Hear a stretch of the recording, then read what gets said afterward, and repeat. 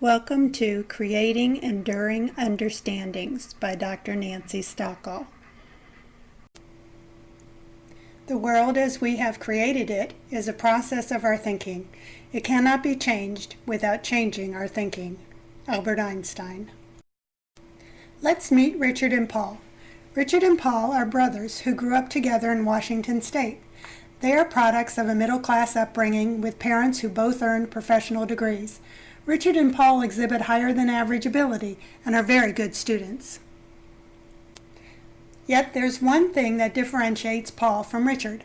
Paul has learned to think deeply, while Richard operates from a factual and skill perspective, a surface level.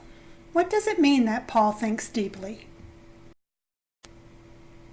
Well, literally, the word deep means to extend far down from the top or surface, and to be very intense or extreme. That helps us a little in understanding deep thinking, but where exactly is far down from the surface thinking? Let's back up and describe surface thinking. I would say that surface thinking is when we briefly observe and act on information that is almost automatic. For example, when we drive our car, we can start it, put it in gear, observe, back up, and then shift to move forward, gauging all the actions and thoughts without using much cognitive. Now think back when you were first learning to drive. You had to think about how to turn on the car, think about the next step, observe carefully, back up slowly, think to reshift and pull forward slowly while all the time thinking only about driving the car. You had to think differently in the second scenario than in the first.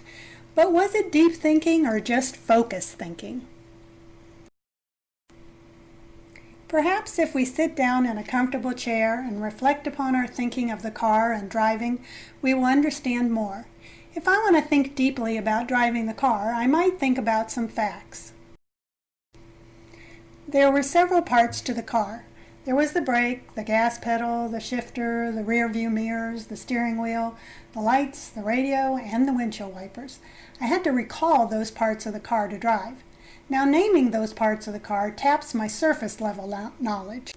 My ability to put the correct amount of pressure on the gas pedal and negotiate the steering involves my surface level skill acquisition.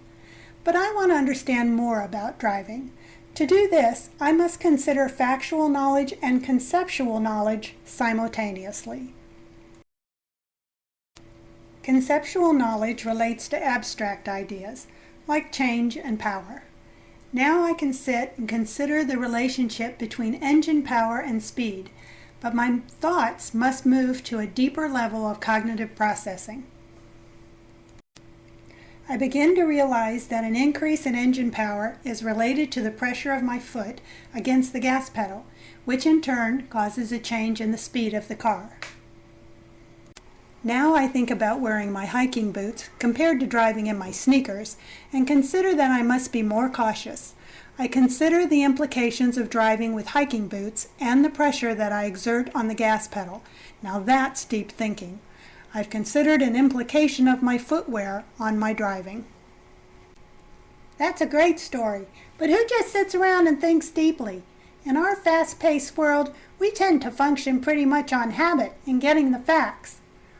But consider the benefits of thinking deeply.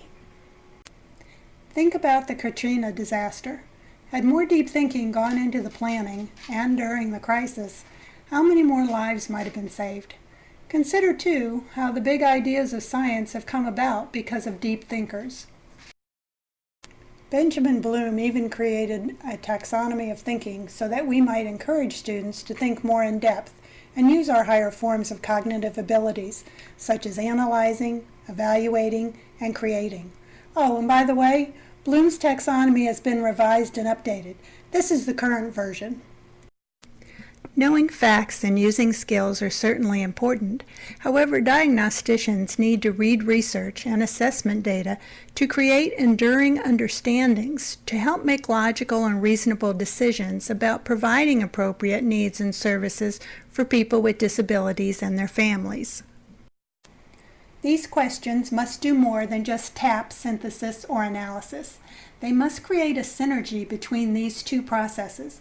When we create a question that includes abstract concepts and places them into a relationship, we have an essential question. Let's look at some examples. Here are 3 different statements that move from surface thinking to deep thinking. The first is a fact, the second a skill, and the third is an enduring understanding. When a diagnostician can generate an enduring understanding, he can make informed decisions when the data is variable or unclear.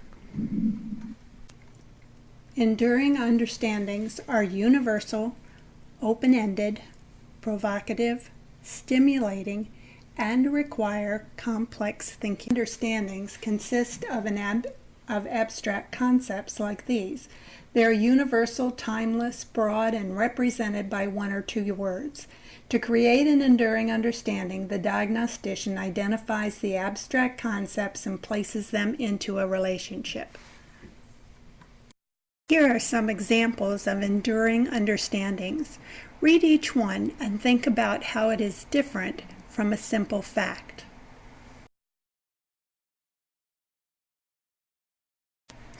In this slide, see if you can find the facts versus enduring understandings. If you selected numbers 1 and 4, you are correct. If you didn't get these correct, look at them again. Remember that enduring understandings can be applied to many disciplines like math, sociology, science, and others. The world as we have created it is a process of our thinking. It cannot be changed without changing our thinking. Thank you so much for listening, and have a good day.